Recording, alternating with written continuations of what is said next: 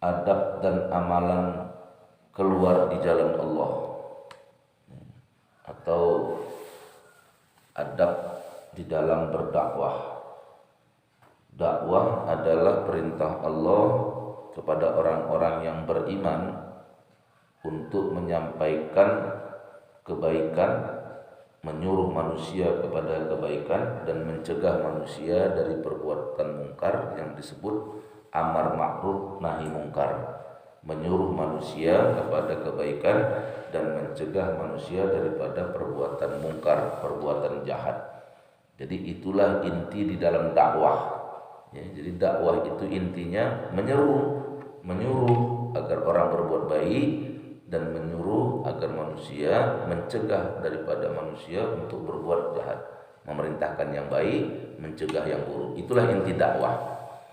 Sedangkan ta'lim itu sedikit berbeda lagi. Kalau dakwah itu seruan, kalau ta'lim itu mempelajari bagaimana melaksanakan seruan itu. Jadi dakwah itu umum ya. Ayo sholat, ya kan? Jangan berjudi, jangan minum khamar dan sebagainya. Itu dakwah. Nah, setelah orang menerima dakwah itu, maka dia diajarkan dengan ilmu. Itulah disebut ta'lim. Bagaimana cara sholat, bagaimana cara puasa, bagaimana mendekatkan diri kepada Allah. Nah, jadi taklim itu lebih khusus lagi. Tapi awalnya sebelum orang itu diberikan taklim, sebelum orang itu diajarkan dengan pengetahuan agama, terlebih dahulu dia diseru, diajak ya kepada kebaikan.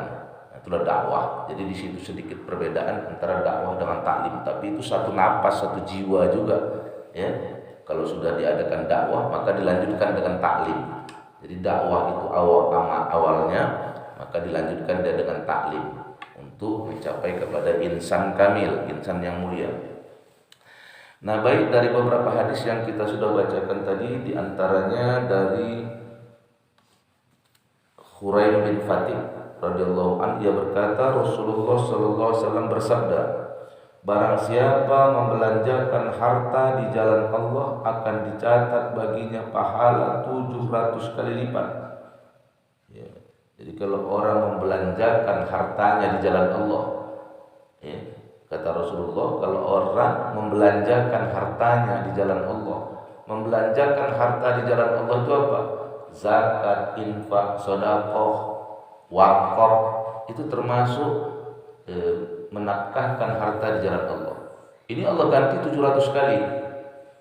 Sehingga di mana-mana selalu saya bilang, jangan menunggu kaya baru bersedekah, baru berinfak.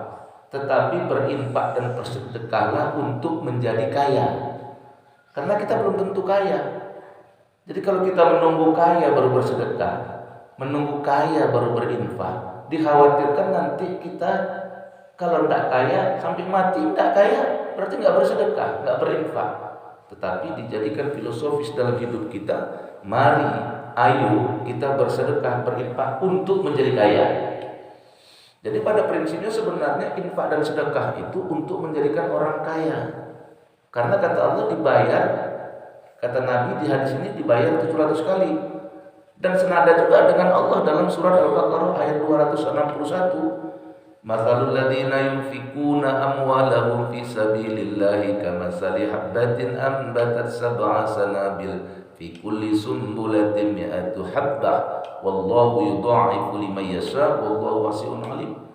Permisalan orang yang menafkahkan hartanya di jalan Allah seperti sebuah benih, sebutir benih yang menumbuhkan 7 tangkai. Dari tangkainya itu masing-masing buahnya 100. Artinya orang yang berbuat baik di dalam hartanya, fisabilillah dengan hartanya, itu mendapat ganjaran di sisi Allah 700 kali lipat. Jadi kalau dia berinfak 1 juta, ya 700 juta yang akan dibalikan oleh Allah. Ya, demikian 700 kali. Jadi prinsipnya orang berinfak bersedekah itu bukan membuat dia miskin, justru sebaliknya membuat dia kaya. Dan jangan pernah kita berangan-angan bercita-cita untuk kaya dulu baru bersedekah, karena dikhawatirkan nanti dia tidak kaya. Ya.